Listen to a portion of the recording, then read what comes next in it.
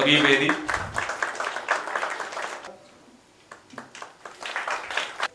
Dr. Durgadas, and Mr. Yeram Raju. Let's have a huge round of applause for all the gentlemen.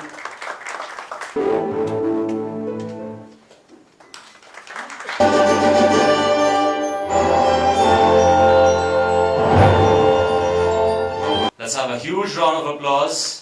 This is the first book being handed over. This is the time, this is the moment we've all been waiting for.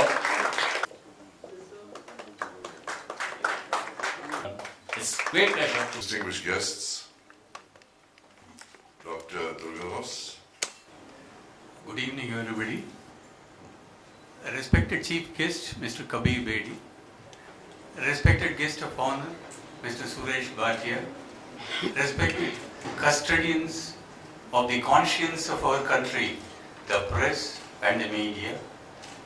Distinguished dignitaries, ladies and gentlemen. At the outset, we welcome you all for the launch of our book, A Saint in the Boardroom, this evening. We thought that the hero of the book is an international corporate celebrity.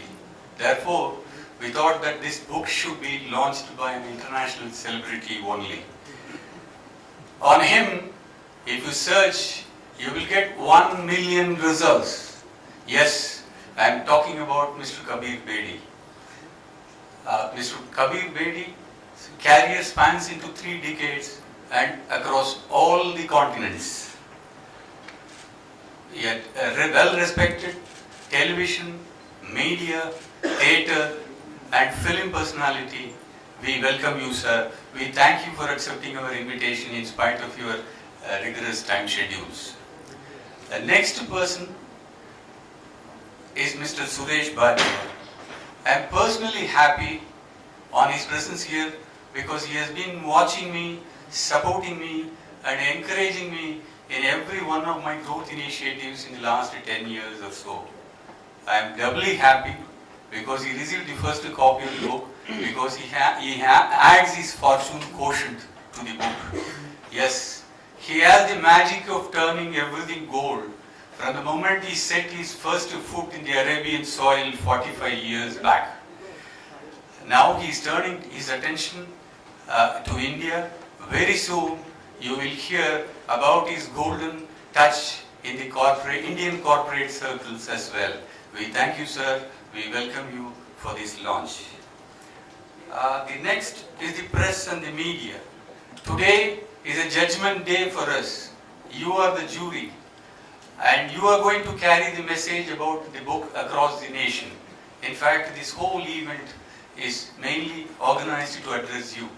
Thank you for your overwhelming response and thank you for coming. Next is the audience. What can I say about them? But for them, we would not have reached this far. Once again, we thank you for coming over here. Given my time slot, I don't have the liberty of expanding my vocal skills on the exchange of pleasantries.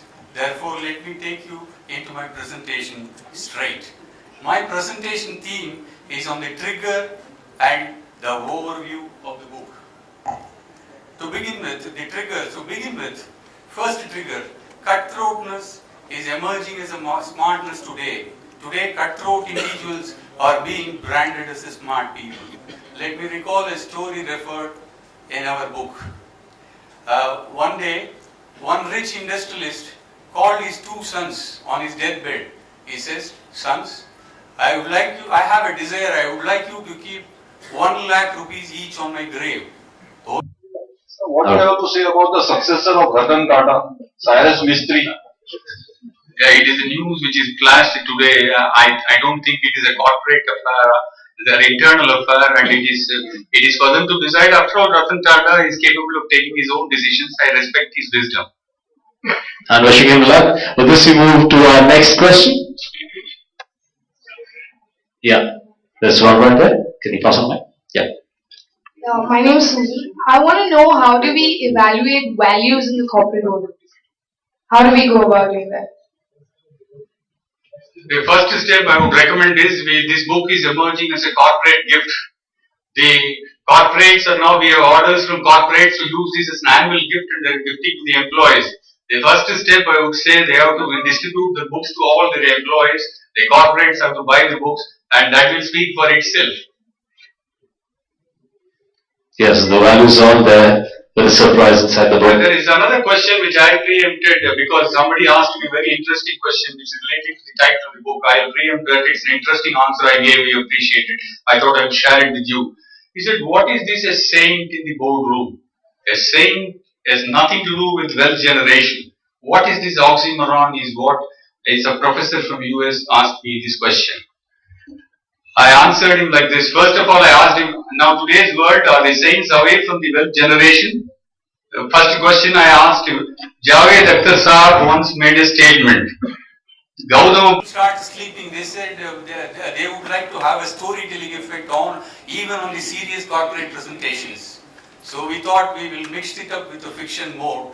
We were also inspired by the Panchatantra stories. Therefore, we took a storytelling route to explain this. The next trigger is that of values. In a survey for a PhD thesis, it was observed that maximum number of people said that they will report to police when they find 1 million rupees lying on the road with the fear that there is a 25% chance that they will be captured on the camera. Now again the same question was tossed up with the rider that there is no camera installed over there and there is a 0% chance of the being captured on the camera. Then to our shock, 95% of the respondents said that they will take the money home.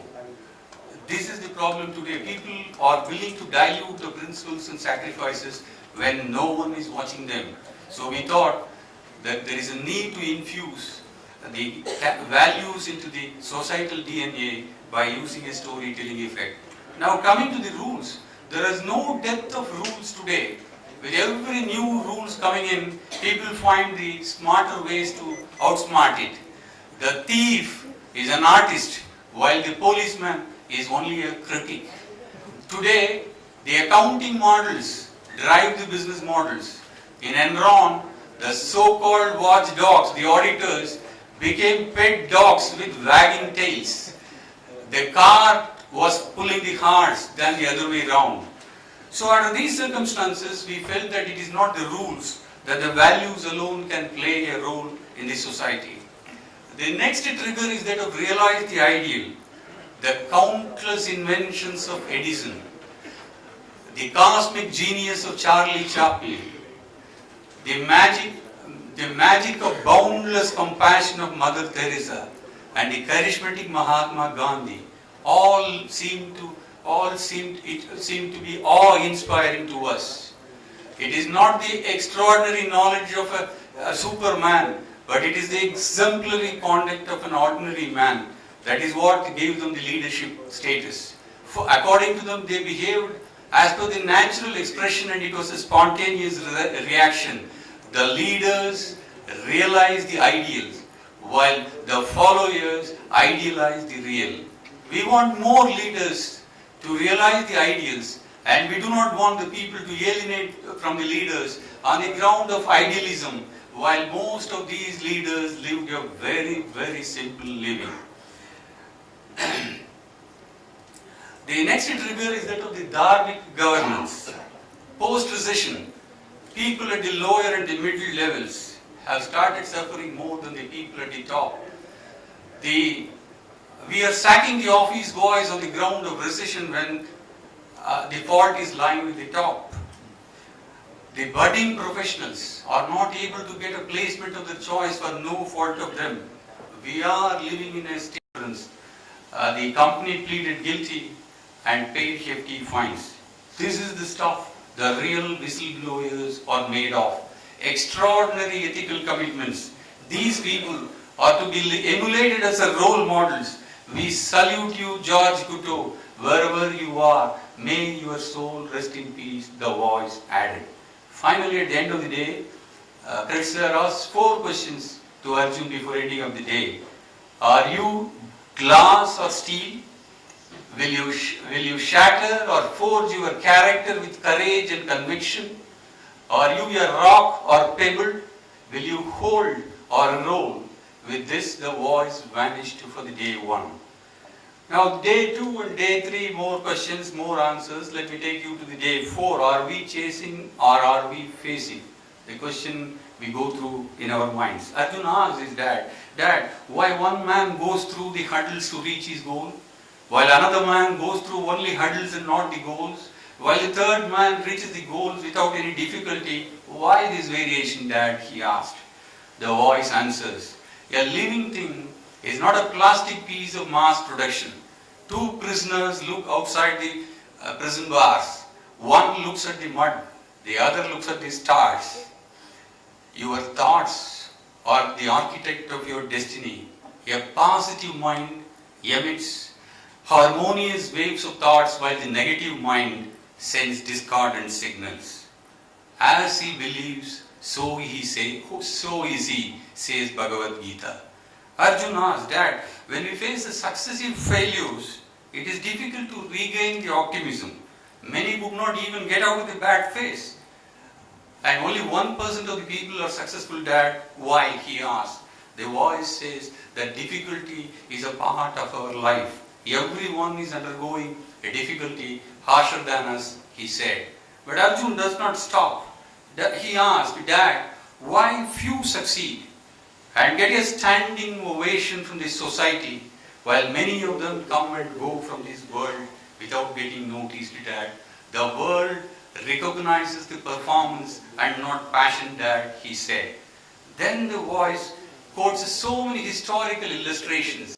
The book is dedicated, as I was telling in the beginning, Manjuna, the IIM Lucknow management graduate, Satyendra Dubey, an IIT product who were killed, who were showing extraordinary ethical commitments, and also George Couteau. And above all, the book is dedicated to the millions of unsung heroes who do their job diligently and honestly, day in and day out, unmindful of the opportunistic environment around them. This is the dedication that goes to. I think that is very well answered. Focus on the root and not the fruit. The message given out very clearly. We move ahead with the next question. What is your motive actually? Yeah. To publish this book? Say your name and your question. Hello, my name is Prasad Manjrekar. I am the freelance journalist. Could you know the motive of this book published? The motive for the book, we said the trigger, the whole slide is all about, but fundamentally, if you can say, people talk about rules, people talk about regulations, actually it boils down to values. So the values have to be infused into the society, and we wanted to do a bit on that. I cannot be a Mother Teresa to do a big social service. I'm a minuscule. So I thought, what is that I can do? So both we, the authors, thought that at least we can, even if we can shake a soul for a minute, we have done our job. What we want to shake is this: be a master of your will and a slave of your conscience. Value is the key word. Character-driven competence is the key word. It is not just the character that is enough. It is not just the competence that is enough. It is character and competence that has to take the call. So this is the motivation for us. If we can excite or if we can illuminate one soul for a minute, I think that's all what we wanted. Light the lamp and spread the message. Yes, with this we move ahead with the next question. Yes, we have a question there. What's the next book? The next book, having spent the time on the fiction, management fiction, and it is on positive thinking and leadership and governance, and I don't think I'll be able to prolong this subject.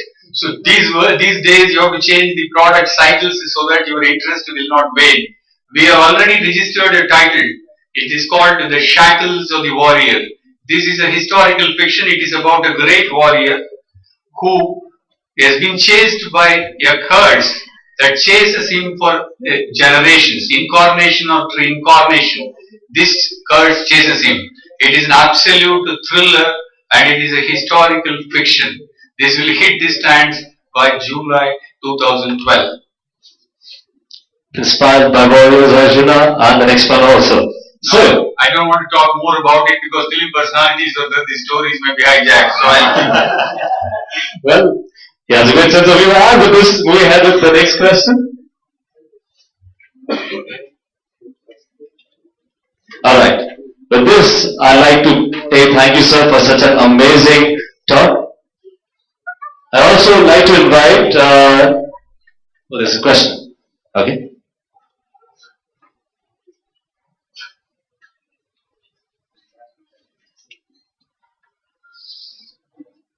Yes. So you went into controversy for several things, but we ironed out with a lot of examples and stories. These are things that have happened in the past on our own soil. Let us live Bharat in this particular book, Saint in the Boardroom. That's what we thought and that's what we did. I'm sure all of you would give encouragement to this effort. Thank you very much for this.